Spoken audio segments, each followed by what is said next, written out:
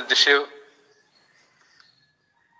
তার কমতি বা খাকতি নেই, বরং শুদ্ধতা উৎফুল্ল তার সহিত যা যা করার, এটা যেন একটা সামাজিক উৎসবের মতো হয়ে গেছে, জাতি ধর্ম নির্বিশেষে।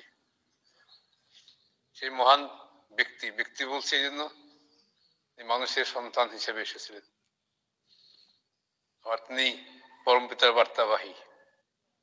আর তিনি বলেছেন তিনি আর তার স্বর্গস্থ পিতা একই।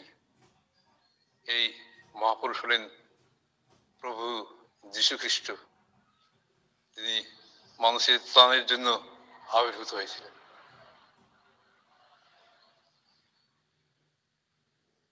আমাদের ভারতীয় সময় গণনা হয় যে হিসেবে আজকে সকাল থেকে আমাদের ভারতীয় পঞ্জিকার যে দিন ব্রহ্মমুহূর্ত থেকে শুরু হলো, আর আন্তর্জাতিক যে সময়ের হিসাব হিসেবে রাত 12টা বাজার সঙ্গে সঙ্গে নতুন দিনের সূচনা হয়। এই রাত 12টা থেকেই এই 25 ডিসেম্বরের শুরু। তখন থেকেই গির্জায় বাড়িতে বাড়িতে জাতি ধর্ম নির্বিশেষে যেমন বললাম তেমনি বিভিন্ন ধরনের আনন্দের প্রকাশ ঘটায়। যেহেতু বাজি পোড়ানোর মধ্যে দিয়ে, শব্দ করার মধ্যে দিয়ে, গান কীর্তনের মধ্যে দিয়ে খ্রিস্টান ভাইয়েরা। আমরা সবাই পরম পিতার বর্তমান তার আবির্ভাব, তিনি স্বয়ং এসেছেন, তিনি অবতারী পুরুষ। তিনি আগে সবাইকে প্রেরণ করতেন, যেখানে যখন যেমন ভাবে প্রয়োজন তেমনই প্রকট করতেন। তারা মানুষের দুঃখ যন্ত্রণা নিজেরা নিজের পর টেনে নিতেন, এমনকি প্রাণ পর্যন্ত দিতে পিছপা হননি। তাকে অপমান, লাঞ্ছনা, গঞ্জনা, লোকনিন্দা, যাবতীয় যা কিছু কষ্ট, এখানে অর্থ কষ্ট কোনো ব্যাপারই নয়, তাদের সম্মুখীন হতে হয়েছে। কিন্তু যেহেতু তারা মানুষেরই ভগবান, মানুষকে রক্ষা করার জন্যই তার আবির্ভাব। কারণ মানুষই কাতর প্রার্থনা করে, তাদের দুঃখ কথা নিবেদন করে, ভয় ত্রাণ কিভাবে তার নিবেদন করে। তার বিধান যেখানে থাকে সেটা তো কল্পনা করে আনা যায় না। তেমন ধরো একজন বাস্তব থাকতে হয়, মানুষ থাকতে হয়, যে মানুষের কথা বুঝে মানুষের ব্যথা দূর করবেন। তিনি হলেন ব্যথাহারী এবারের পরম প্রেমময় শ্রী শ্রী ঠাকুর অনুকূলচন্দ্র।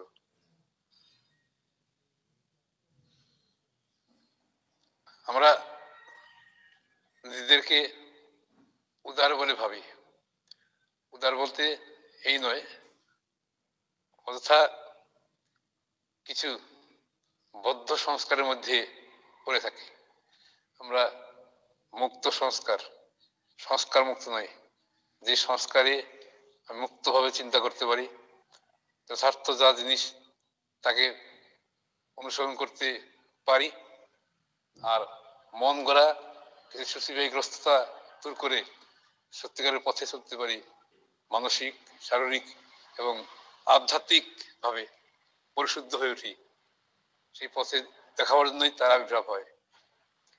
তিনি যখন আসেন তখন প্রচলিত সমাজ ব্যবস্থার সঙ্গে তার দেওয়া বিধানের বিরোধ উপস্থিত হয়।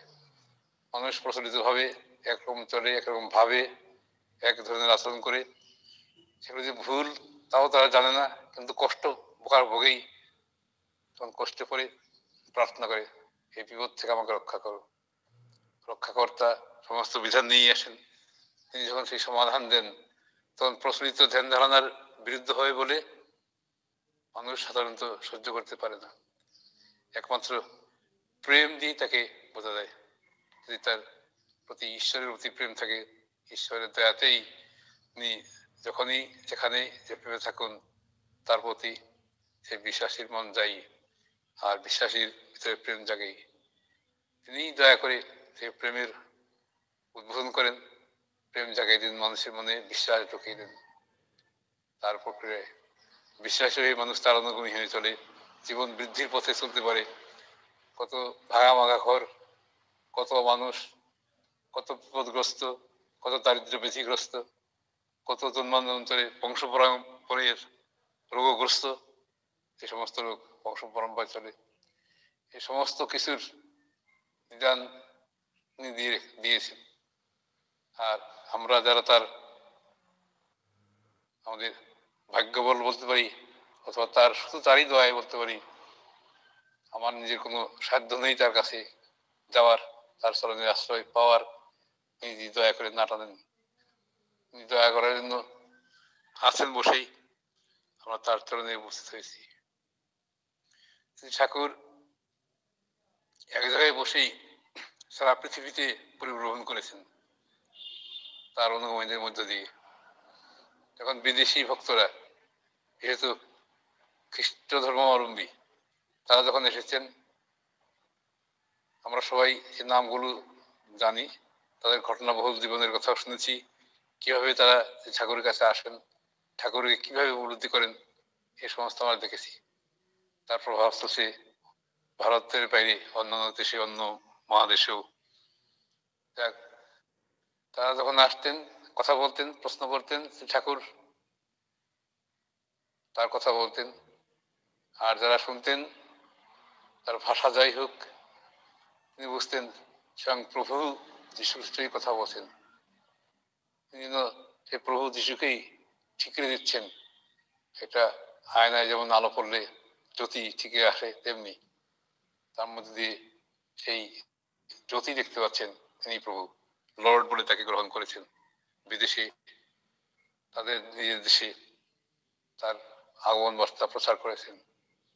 অনেক ভক্ত তো বলতোই, বিদেশি ভক্ত, তারা ঠাকুরকে নিয়ে যাবে তাদের দেশে।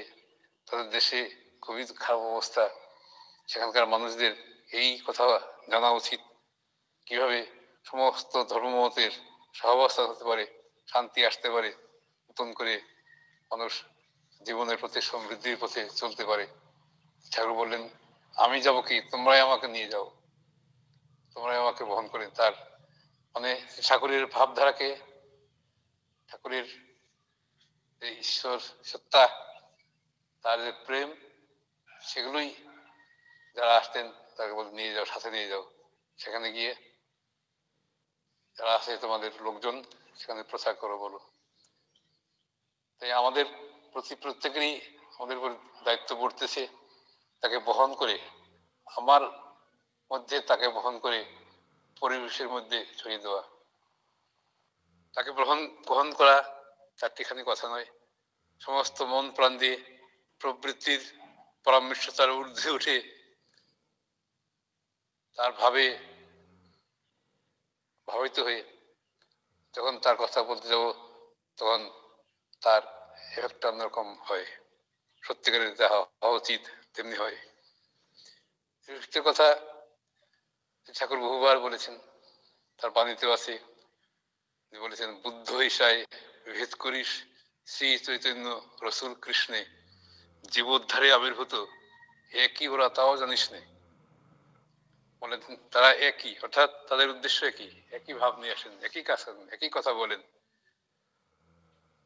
স্থান কাল পাত্র অনুযায়ী যেখানে যে সুর, সে হয়। আর যারা অন্তর্মুখী, অন্তরের খবর রাখার চেষ্টা করেন, তারা ঠিক তাকে চিনে নিতে পারেন। তিনি যীশু খ্রিস্টের জীবনের কথা বলেন, কত কষ্ট তার, কত লাঞ্ছনা তার। কেউ কেউ ঠাট্টা করে বলতো, তিনি কুমারী মাতার পুত্র।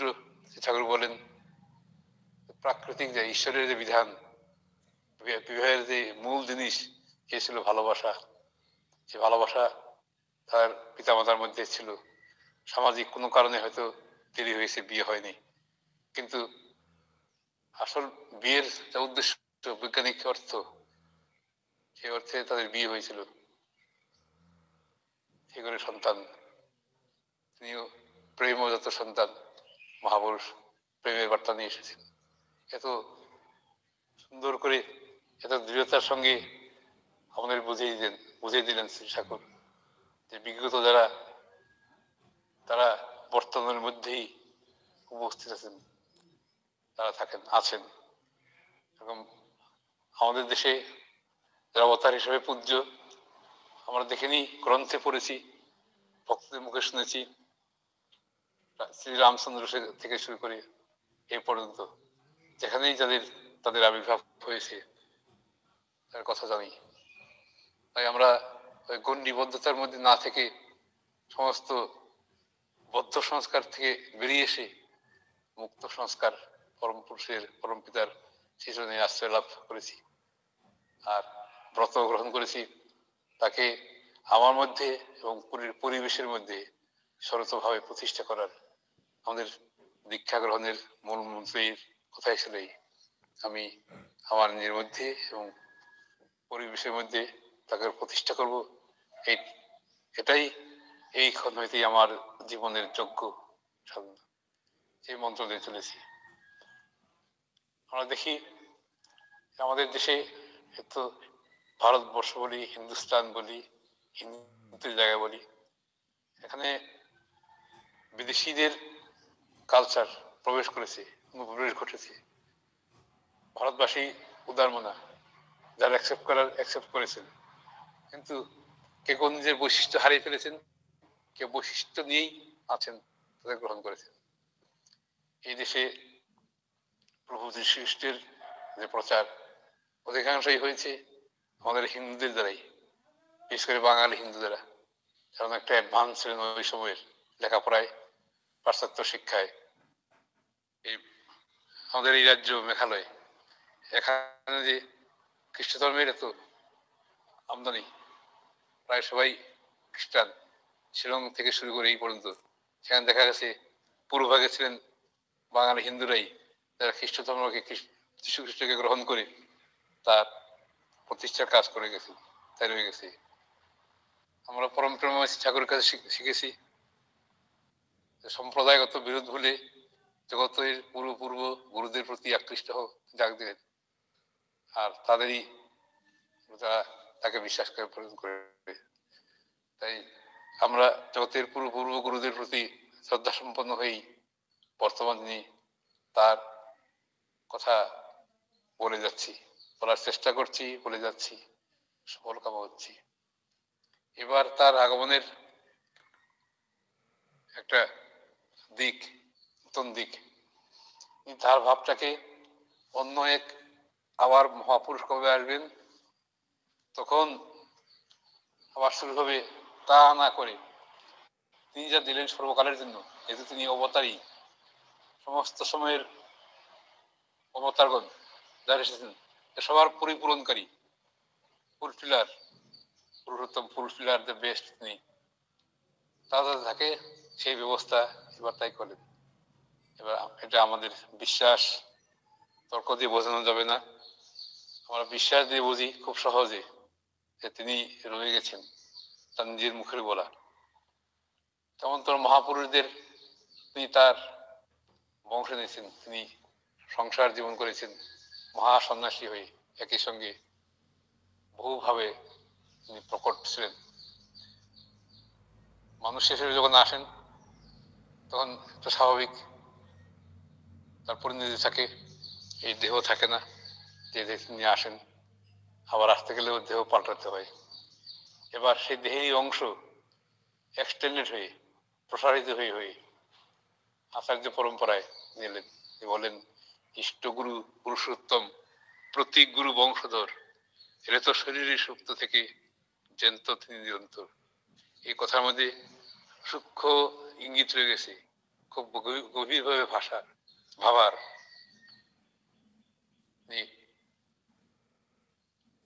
তার সন্তান, তার ঔরজাত সন্তানের সংখ্যা একাধিক আছে, কিন্তু পুরুষোত্তম প্রতীক গুরুর প্রতীক কে হবেন?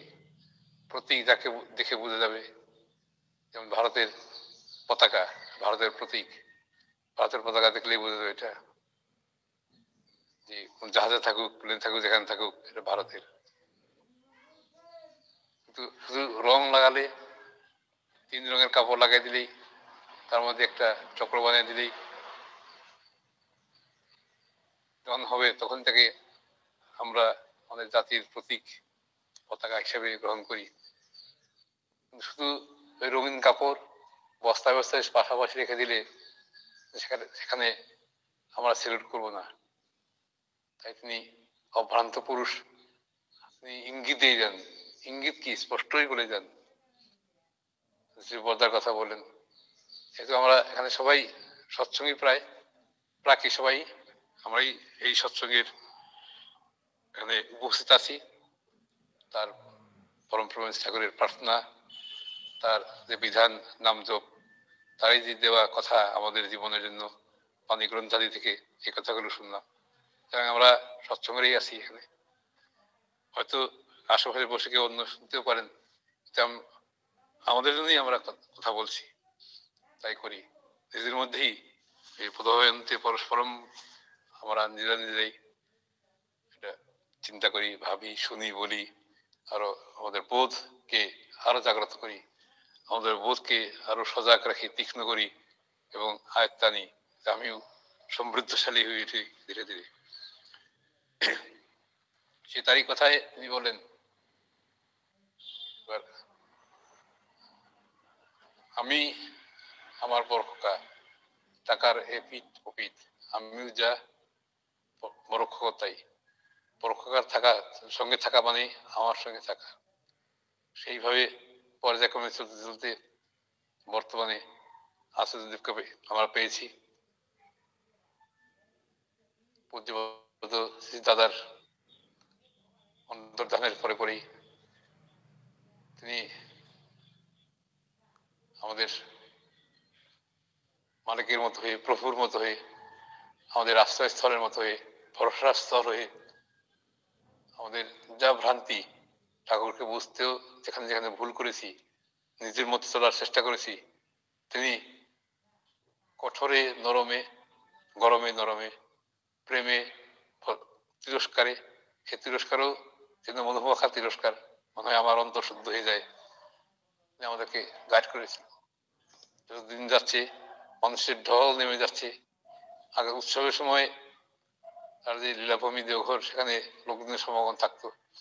এখন প্রত্যেকটা দিনকে মনে হয় উৎসব। এই হাজারে হাজারে লোক আসছে, তাদের এই লীলাভূমি দর্শন করছে, মাথা নোয়াচ্ছে, ধুলি মাখছে, আর জীবন্ত হয়ে তারই কথা যেমন করে তাকে বলা দরকার, তেমন করে নিজেদের মধ্যে রাখা দরকার বলার জন্য রয়েছেন আচার্যদেব। তিনি বলছেন তার গুণের বাখানি করার আমার ক্ষমতা নেই, কারোর ক্ষমতা নেই। তিনি কেন, কখন, কাকে কি বলেন এর ব্যাখ্যা করার কোনো প্রয়োজন নেই। যা যা বলেন তাই করতে চেষ্টা করাই আপ্রাণ আমাদের ইষ্টপথে লেগে থাকার প্রধান সহায় উপায়, প্রধান উপায়। এছাড়া অন্য কোনো রাস্তা নেই। শুধু ব্যাপারটা হয় আমার নিজের, তার কথার সঙ্গে আমি যখন নিজের ভাব বা রঙ্গল দৃষ্টিকে দেখি, তখনই আসে একের সঙ্গে অন্যের ভুল বুঝাবুঝি ইত্যাদি। তা যদি করতে যাই আমরা নিজেরাই ঠকে যাব। যে উদ্দেশ্যে আমাদের জীবন শুরু, এই দীক্ষা গ্রহণের পর থেকে নতুন জীবন, দীক্ষান্তর জীবন শুরু, সেখানে আমরা কমই সাফল্য লাভ করতে পারবো। এই সমস্ত ভেদগুলো তিনি যেমন সবাইকে এক পতাকার তলে, অর্থাৎ এক বিশ্বাসের আওতায় আসতে বলেন, তিনি আমাদের এটা বলেন আমরা যেহেতু এককেই গ্রহণ করে চলেছি, একতাকে আমাদের শক্তি, আমাদের অস্ত্র মনে করে পরম পিতার প্রতিষ্ঠায় রাখবো। নিজেদের মধ্যে আমাদের ভুল ভ্রান্তি থাকতে পারে, কিন্তু সেগুলোকে নিজে খুঁজে বার করা।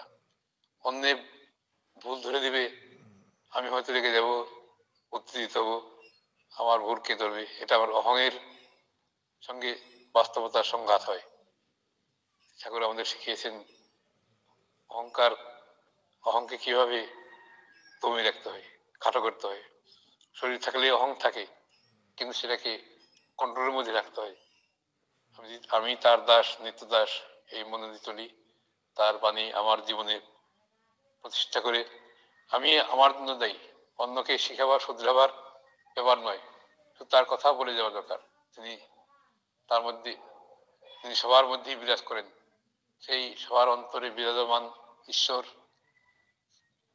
তার কথার অনুরোধন যেভাবে ঢুকবে মানুষকে অন্তর থেকে তিনি পরিবর্তন করে দিবেন। আমাদের মধ্যে তিনি বলেন কনভার্সন নেই, ধর্মান্তর করা নেই, ইনভার্সন আছে, টু রিফর্ম ফ্রম উইদিন, ভিতর থেকে একটা মানুষকে পুনরায় গড়ে তোলা, পুনর্গঠন করা, সেই ভিতরের ভাব। আমিও চেষ্টা করব। আমি মনে আমি প্রত্যেকটা আমরা যারা আছি, আমরা অন্যের চাল চলনায় ভুলভ্রান্তিতে নিজেকে প্রভাবিত না করে তার কথা যা, তার নিজে যা, সেগুলোকে বুঝে ছাড় দিতে চেষ্টা করে দেবো। এই চেষ্টায় যদি থাকি, অন্যের ভুল, অন্যের বত্তরণ কুচলন আমাকে প্রভাবিত করতে পারবে কমই, অথবা একেবারেই পারবে না।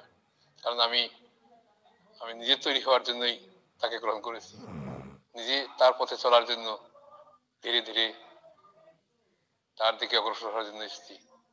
এই পবিত্র দিনে আমি প্রার্থনা রাখি তার শ্রীচরণে আমরা আশ্রিত, তার যে মিশন, তার যে উদ্দেশ্য, এটা আমাদের মধ্যে যতটুকু বেশি সম্ভব আমি চেষ্টা করি চালিয়ে দিতে। সবাই যদি তা করি, এককে কেন্দ্র করে তুলি, দেখা যাবে মহা শক্তিশালী হইতেছি আমরা সবাই। সেই শক্তির কথাই তিনি বলেছেন। আর কদিন পরেই অর্থাৎ 31শে ডিসেম্বর, 1 জানুয়ারি দেওঘরে আমাদের বাৎসরিক উৎসব হয় দুদিন। যারা কর্মীগণ আছেন তারা সম্মিলিত হন, তাই কর্মী সম্মেলন বলা হয়। এখানে আচার্য দিশা দিই ইষ্ট কাজের বাস্তবায়ন কথাকে করণীয়। আমরা সংখ্যায় কতটা বাড়লাম, আমাদের সামর্থ্য কতটুকু বাড়লো বা কমলো, কোথায় ঠকে গেছি, কোথায় হেরে গেছি, কোথায় বিজয়ী হয়েছি, এই সমস্তগুলো পুঙ্খানুপুঙ্খভাবে চিন্তা করার সময় আর তার নির্দেশ গ্রহণ করার। চারদিক থেকে বহু যাত্রীগণ আসেন, এখন সংখ্যা দিন দিনে বাড়ছে দেওঘরে আগম যাত্রীদের। এক সময় ছিল এখানে গেলে তো খাওয়া দাওয়া করতে হয়, আনন্দবাজারের ব্যবস্থা শ্রী ঠাকুর করেছেন। একটা সময় ছিল যখন ওই পরিবারের বাইরে কাউকে কাউকে দায়িত্ব দেওয়া থাকতো, কিভাবে সংগ্রহ হবে রসদপত্র, চাল ডাল অন্যান্য যা যা লাগে, অপেক্ষায় থাকতে হতো, অব্যবস্থা হতো। মানুষ শুধু খেতে বসে মন দিয়ে উঠতো, ধ্বনি দিতে থাকতো, তারপর আসতো, আবার একটা হতো, তখন আসতো। এই দায়িত্ব যখন শ্রী বরদাকে দিলেন শ্রী ঠাকুর, অনেকে অসন্তুষ্ট হলো, অনেক অসন্তুষ্ট হয়ে চলেও গেল। সেদিন থেকে সুচারুরূপে যেমন করে সম্ভব ওই সামান্য সংস্থার ভিতরে শ্রী পর্দা তা করলেন। তখনই একটা অভিনব পথ নমস্কার করলেন। তিনি বলেন আঞ্চলিক ভাবে যদি আমরা এক একটা দিনের উৎসবের যা খরচ নিজেরা বহন করতে পারি, প্রথমে পশ্চিমবঙ্গের কয়েকটা জেলা, একটা জেলায় একদিনের উৎসবের যে খরচটা বহন করার দায়িত্ব গ্রহণ করেন। এই দেখে দেখে এটার বিবর্তন হয়েছে, রাজ্যে রাজ্যে হয়ে গেছে। আমরা একটা ছোট্ট রাজ্যের বসবাসকারী, তার মধ্যে আমাদের সংখ্যা অর্থাৎ সৎসঙ্গের সংখ্যা খুবই কম। এখানে 80% আমাদের খ্রিস্টান বন্ধুরা আছেন, সেখান থেকে আরো অনেক আছেন, মোহাম্মদের অনুগামীরা আছেন, অন্যান্য মহাপুরুষের অনুগামী আছেন। সৎসঙ্গ একটা ভগ্নাংশ, তবু তাদের সংখ্যার তুলনায় শক্তি যা, তার থেকে মনের শক্তি অনেক বেশি। সেটা হলো কি ভক্তি, তার ভক্তির ভিতর দিয়ে তার প্রতিষ্ঠার কাজ করে দেওয়া, তাকে তিনি যাতে খুশি হন, তুষ্ট হন, সেদিকে আমাদের সাধনা মনের করে কি করছি। এবারও আমাদের অনেক দিন পরে দায়িত্ব পড়েছে 31শে ডিসেম্বরের যে কনফারেন্স, লক্ষ কয়েক লক্ষ লোকের সমাবেশ হয়। সেই দিনের পবিত্র আনন্দবাজারের দায়িত্ব আমাদের। অর্ঘ সংগ্রহ করেছি, যেমন পারি দিয়েছি, যার যেমন সাধ্য। কেউ কেউ সাধ্যের সীমার বাইরে গিয়েও করেছেন। আমাদের এখন সব জায়গা থেকে সৎসঙ্গীদের দেঘরমুখী যাওয়ার প্রস্তুতি চলছে। আমাদের অনেক দায়িত্ব দেওয়া আছে। শুধু নাম লিখে কিছু ভলান্টিয়ারের থাকলেই ভলান্টিয়ার হলো না, আমরা সবাই তার কর্মী। তখন যাব, ওখানে যে কাজ, আমরা আনন্দবাজার ভবনের দিকে লক্ষ্য রাখবো, ওখানেই কাছাকাছি থাকার চেষ্টা করব। আমাদের সবজি কাটা প্রস্তুত করা রান্নার জন্য পরিশোধন যেখানে হয় আনন্দবাজার ভবনে, সেখানে যা ডিউটি থাকে জল পাতা দেওয়ার জন্য বা সে কাজে সাহায্য করা, সারিবদ্ধভাবে দাঁড়িয়ে থাকা, বেজ আসবে আমাদের, সেই বেজ লাগিয়ে সেখানে প্রবেশ পথে দাঁড়িয়ে থেকে সবাইকে অভ্যর্থনা জানানো, জয়গুরু জানানো। আমরা যেমনটা পাই অন্য উৎসবে, অন্য রাজ্যের, অন্য ডিস্ট্রিক্টের লোকেরা, গুরু ভাইরা যা করেন, সেই দায়িত্বটা এবার আমাদের। ওখানে যারা নাম দিয়েছি তার বাইরেও যখনই প্রয়োজন হবে আমরা ওখানে যাবো, কাজে যোগদান করবো, যাতে এটাকে নির্বিঘ্নে সমাধান করতে পারি। আমাদের খুব ভালো হতো যদি আমরা 30 তারিখ সকালের মধ্যে বা 29 থেকে বুঝতে পারতাম, কিন্তু সম্ভব হয়নি। এখানে বর্তমান সিস্টেম হিসেবে থাকার জায়গা, অ্যাকোমোডেশন সেভাবে দেওয়া হয় না, এটা রেস্ট্রিক্টেড হয়ে আছে। সেই হিসেবে আমরা আমাদের ইচ্ছে মতো যেতে পারি না, গেলে নিজের দায়িত্বে থাকতে হয়। সেটা মনে করি যখনই পৌঁছাই সেই কাজে যোগ দেওয়ার চেষ্টা করব। যারা 30 তারিখ দিনের বেলায় পৌঁছাবো, কোনো জায়গার ট্রেন যাত্রী গুরু ভাইরা আছেন, মায়েরা আছেন, দাদা আছেন, তারা সকালে গিয়ে পৌঁছাবেন, 10-11টার দিকে ট্রেনে যাবেন, তা গিয়েই ওখানে সামনে আমাদের এখানকার লোকেরা থাকবেন, বিশেষত সদ্য কাজল শঙ্কর চৌধুরী শিলং, উনি 27 তারিখেই ওখানে পৌঁছে যাবেন। আর যাবতীয় ব্যবস্থা যা কিছু তদারকি করবেন, কোথায় কি বাকি আছে, কি করতে হবে নির্দেশ জানবো আমরা। সেখানে তার কাছে, ওই আনন্দবাজার ভবনের কাছাকাছি আমরা থাকবো, যখনই ডাক পড়বে গিয়ে কাজ করবো। লিখিতরাই শুধু ভলান্টিয়ার নয়, প্রত্যেকটা সৎসঙ্গেই যাচ্ছি সবাই ভলান্টিয়ার। যখন যেমন যে কাজের দায়িত্ব করবে আমরা হাসি মুখে করবো, যাতে ওই দিনটা নির্বিঘ্নে আমরা উদযাপন করতে পারি, কোন রকম বিশৃঙ্খলা ছাড়াই। যদি বিশৃঙ্খলা হওয়ার প্রশ্নই থাকে না, তবু আমাদের সতর্ক থাকা, যাতে পরম পূজ্য আচার্যদেব খুশি হন। মেঘালয়ের গুরু ভাইরা দায়িত্ব নিয়ে আপ্রাণ চেষ্টা করেছে, এতে সফলতা লাভ করেছে। এটা আমাদের হবে প্রাপ্তি, চরম প্রাপ্তি। দেখা হবে অনেকের সঙ্গেই দিয়ে করে কথাবার্তা হবে। আবার যখন ফিরে আসবো, খুব সম্ভব দেঘরে গেলে অনেক লোকই এখানে থাকবেন না, হয়তো কয়েকদিনের জন্য আমাদের সকালের লিঙ্ক, যেটা প্রভাতী প্রার্থনা সভা, স্থগিত থাকতে পারে। আমি ঠিক জানি না, অ্যাডমিন দাদারা আছেন, ওনারাই পরিচালনা করেন, ঠিক করেন, হয়তো এরকমটা ঘটতে পারে। এটা আমি আমার নিজের ধারণা থেকে বলছি। যাই হোক, আবার ওনারা যখন ফিরে আসবো আবার যুক্ত হতে পারবো, পরস্পরের সঙ্গে ভাব বিনিময় করতে পারবো, আর সামনে যে কাজ করবে সেগুলো করতে পারবো। সব কাজের উপর যাজন ইষ্টপ্রীতি, এইটা আমাদের কর্তব্য। যাজন মানেই আমাদের যারা এখনো তাকে গ্রহণ করতে পারেননি, তাদের বোঝার হওয়ার জন্য হোক, আমাদের প্রচেষ্টা হওয়ার জন্য হোক, এদিকে চেষ্টা করা। আর যারা অলরেডি দীক্ষিত আছেন, তার শরণাশ্রিত, তাদের সঙ্গে যোগাযোগ রাখার চেষ্টা করি, যে পুনরায় এই পথে, ইষ্ট পথে চলার সহায় হয়, কাজ করে দেয়। এটাকে সবাই বলছি ডিপি ওয়ার্ক, এটা প্রচ্ছন্নভাবে ছড়িয়ে আসে চারিদিকে।